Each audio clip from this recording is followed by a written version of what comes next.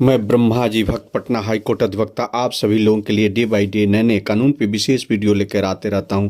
आज जो यह विशेष वीडियो है कि बिहार में लोकसभा इलेक्शन की प्रत्याशियों की घोषणा हो रही है। उसमें जदयू और बीजेपी के सभी प्रत्याशियों की, बीजेपी के द्वारा 17 प्रत्याशियों की और जदयू के द्वारा यानी जनता दल इंडिया के द्वारा 16 प्रत्याशियों की घोषणा कर दी गई है। लेकिन देखिए, यह कमाल की बात है कि बीजेपी के द्वारा जो कहा जाता है कि मुख्यमंत्री बनाया जाएगा सम्राट चौधरी को, उनके काफ़ी उनको वे जो है बीजेपी के जो है वे ब्रांड एम्बेसडर बने हुए हैं। ये बीजेपी के कुशवाहा जाति के जो हैं सबसे अच्छे और बड़े लीडर बनाया जा रहा है। लेकिन देखिए, बीजेपी के द्वारा कमाल किया गया कि 17 जो है प्रत्याशियों की नाम की घोषणा की गई, जो लोकसभा के सदस्य होंगे उनके लिए 17 नामों की घोषणा की गई। उसमें एक भी नाम जो है कुशवाहा जाति का नहीं है। जो 17 जो भी सीटें हैं उसमें एक भी कुशवाहा जाति का नाम नहीं है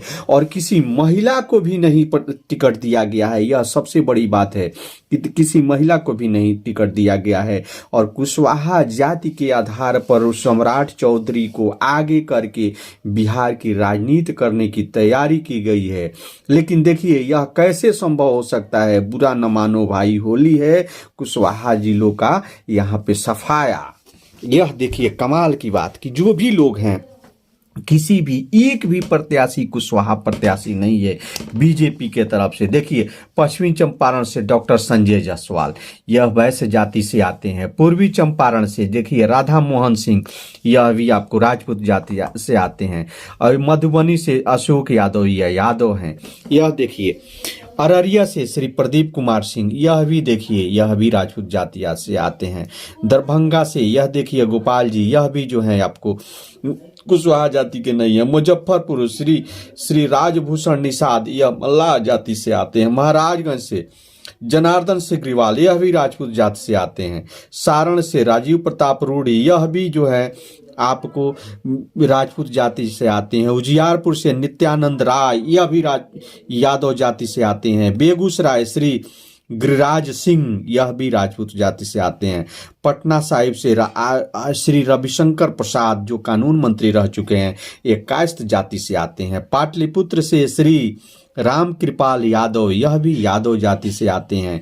और आरा से आर.के. सिंह, यह भी राजपूत जाति से आते हैं। बक्सर से मिथिलेश तिवारी, यह भी जो है ब्राह्मण जाति से आते हैं। और सासाराम, यह तो अनुसूचित जाति के लिए रिजर्व सीट है, तो वहां से श्वेश राम को टिकट दिया गया है। और देखिए औरंगाबाद से श्री सुशील कुमार सिंह, यह भी राजपूत जाति से आते हैं। नवादा से श्री विवेक ठाकुर, यह सभी जो है देखने से यह इसमें स्वर्ण जातियों की भरमार है।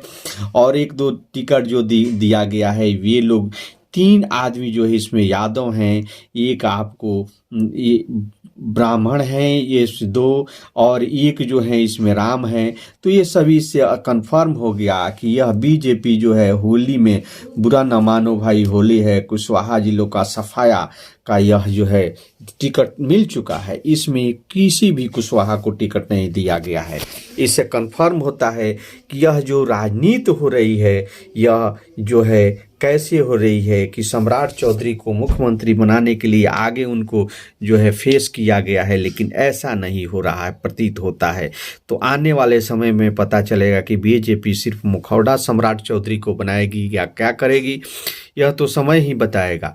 लेकिन बीजेपी के द्वारा जो है इतनी अधिक जो टिकट दिया गया है, सभी दाव जो लगाए गए हैं स्वर्ण जातियों पे लगाए गए हैं, वह बीजेपी के द्वारा बीजेपी के जो, तो देखिए ऐसा भी हो सकता है कि जैसे उत्तर प्रदेश में केशव प्रसाद मौर्य को बीजेपी का अध्यक्ष बनाया गया, उनको मुखौटा बनाया गया कि मुख्यमंत्री बनाया जाएगा। लेकिन जब बारी आई मुख्यमंत्री बनाने की तो आदित्यनाथ योगी को बनाया गया।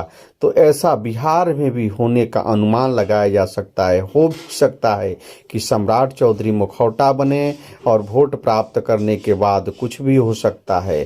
तो इसे ये टिकट बंटवारे से स्पष्ट हो रहा है कि क्या बीजेपी सम्राट चौधरी का सिर्फ यूज एंड थ्रो की पॉलिसी अपनाएगी या उनको मुख्यमंत्री बनाएगी, तो यह तो आने वाले समय में पता चलेगा।